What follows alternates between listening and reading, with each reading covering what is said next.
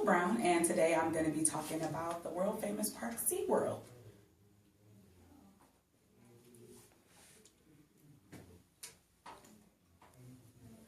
Hi everybody, my name again is Crystal Brown. I'm going to be talking to you guys about SeaWorld today.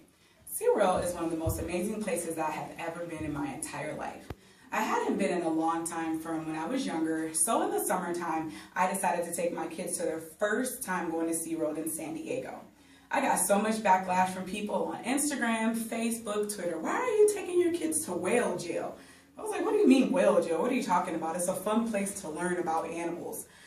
So one of the things that I did, instead of having what we call internet back and forth, I decided to just educate people about some of the things that SeaWorld did and some of the things that I learned when I was there.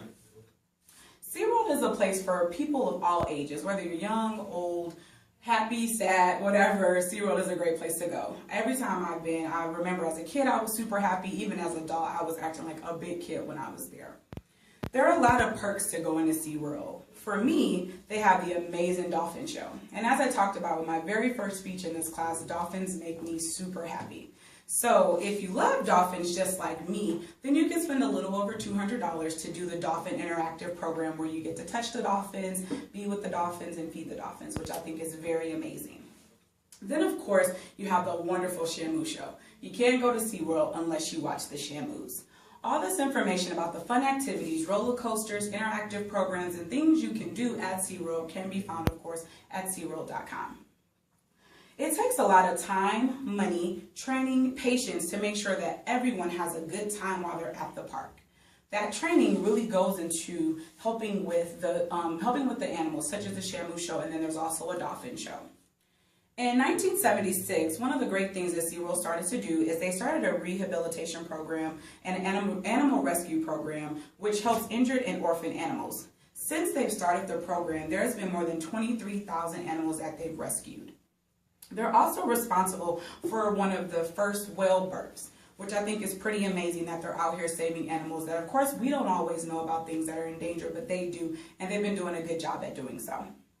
Countless hours go into training these animals. Communication is vital. Verbal communication is key because you're communicating with an animal who obviously can't talk back to you no matter how you think you are, not even Dr. Dolittle. The animals still have to communicate differently from you, so you have to make sure that you are really strong in your verbal communication. To overcome some of the barriers, with communication with the orcas, they do positive reinforcement. They also break down the training in pretty much baby steps that make a big progress, and they see that progress in all the things that they've done when they actually have the Shamu show. This summer, I had the chance to meet a trainer. One of the things that he said to me, his name was Josh, he said that training is an art, not a science. While the Shamu show is the main attraction, they still make sure that they treat the animals gently and respectfully, even though they're huge whales. When the trainers, some of the trainers said that once they go out and they perform in front of millions of people, the whales that is, they see all their hard work paying off. Even though SeaWorld has enjoyed many accomplishments over the years, they've also experienced some setbacks. Some people feel that the animals are being held captive, but for me personally, I've never heard anyone say anything about a zoo doing the same thing. We're all holding animals captive so everybody can come learn and look and explore and learn about different animals. Obviously, of course, we all know that in February of 2010, trainer Dawn Bouchard was killed by Tika Tatum, who is one of the longest living whales, and he has unfortunately killed 2 other people over the last 30 years.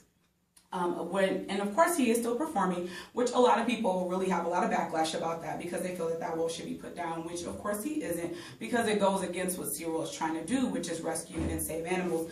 Putting him down wouldn't be reflective of what they were trying to do. To protect the trainers, since this has all happened, a federal ruling came down that said that trainers were no longer able to get in the water with the whales, so they want to make sure that they're saving and protecting the trainers when they're out there working with the animals. SeaWorld didn't agree with this, so they did file an appeal, and in April of this year, their appeal was denied. The U.S. Appeals Court said that they would not lift this hold because there was too many incidents going on within the park, and they wanted to make sure that they were protecting people. SeaWorld does continue to take a lot of accountability. This year, they even announced that they're going to be building some bigger, tanks for the whales and for the dolphins to be in. In conclusion, SeaWorld has a lot to offer families, no matter, again, what your age is. Like a zoo, SeaWorld holds mammals to help educate people and allow you to get up close and personal.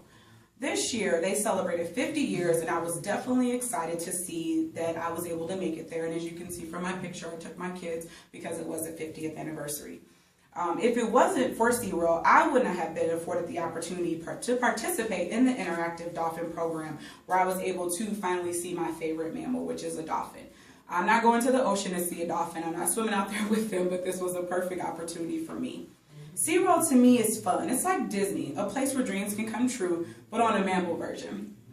There will always be some downsides to this park, and there will always be things that will come up.